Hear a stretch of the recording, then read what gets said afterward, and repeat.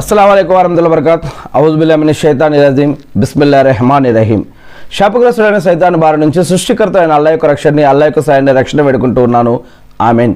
అల్లాహ్ ప్రవక్త ముహమ్మద్ సల్లల్లాహు అలైహి వసల్లం గారి పైన శాంతి సేవకాలు కురిపించడం వల్ల ఆమీన్.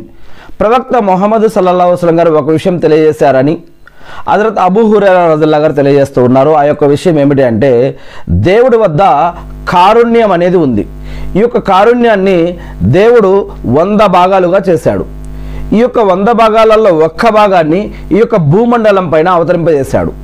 ఈ యొక్క ఒక్క కారుణ్య భాగ్యం వల్లనే, ఈ ఒక్క భాగం కారుణ్య 99 కాకుండా ఆ యొక్క ఒక్క భాగం యొక్క కారుణ్య భాగ్యం వల్లనే ఈ యొక్క భూమండలం పైన ప్రేమానురాగాలు గౌరవ మర్యాదలతోటి ఒకరికొకరు కలిసి ఉంటున్నారని చెప్పడం జరిగింది. అంటే ఒక తల్లి పిల్లలపైన కానీ, ఒక జంతువు తన యొక్క కాలు గిట్ట ఎక్కడ ఇంకొక తన యొక్క పిల్లలకు తగులుతుందోనని దూరంగా జరగడం కానీ, లేదా కోడి పిల్లలకి, లేదా అనేక జంతువులు తమ యొక్క సంతానానికి, మనుషులు తమ యొక్క పిల్లల పట్ల, అనేక రకాల జాతులు వాటి యొక్క జాతుల పట్ల, మరియు ఒక జీవి ఇంకొక జీవి పట్ల ఏదైతే ప్రేమానురాగాలు గౌరవ మర్యాదలు కలిగి ఉంటున్నాయో ఈ ఒక్క కారుణ్య భాగ్యం వల్లనే ఇదంతా కూడా జరుగుతుందని ఇక్కడ హదీస్లో చెప్పడం జరుగుతుంది.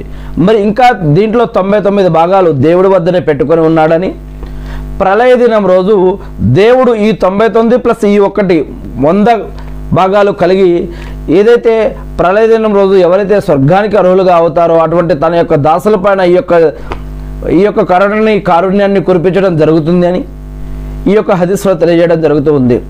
అంతేకాకుండా ఈ యొక్క హదీస్ ద్వారా మనకు అర్థమవుతున్న విషయం ఏమిటంటే, ఇతర జీవుల పట్ల కానీ, ఇతర ప్రాణుల పట్ల కానీ, ఇతర మనుషుల పట్ల కానీ మనందరం ప్రేమ గౌరవ మర్యాదతో కలిసిమెలిసి ఉండాలి, ఒకరిని ఒకరు గౌరవించుకోవాలి, ఒకరికొకరు సహాయం చేసుకోవాలని చెప్పడం జరిగింది. అంతేకాకుండా అనేక రకాల ఖురాన్ వాక్యాలలో కూడా మరియు హదీస్లో కూడా చెప్పడం జరిగింది, మీరు వ్యాపారం చేసేటప్పుడు కూడా ఇతరులతోటి మృదువుగా మాట్లాడండి, కసురుకోవద్దు, కొట్టవద్దు, తిట్టవద్దు, అన్యాయం చేయవద్దు, మోసం చేయవద్దు, ఇబ్బందులు పెట్టవద్దు, తల్లిదండ్రులను కనీసం అని కూడా మీరు కోపగించుకోవద్దు.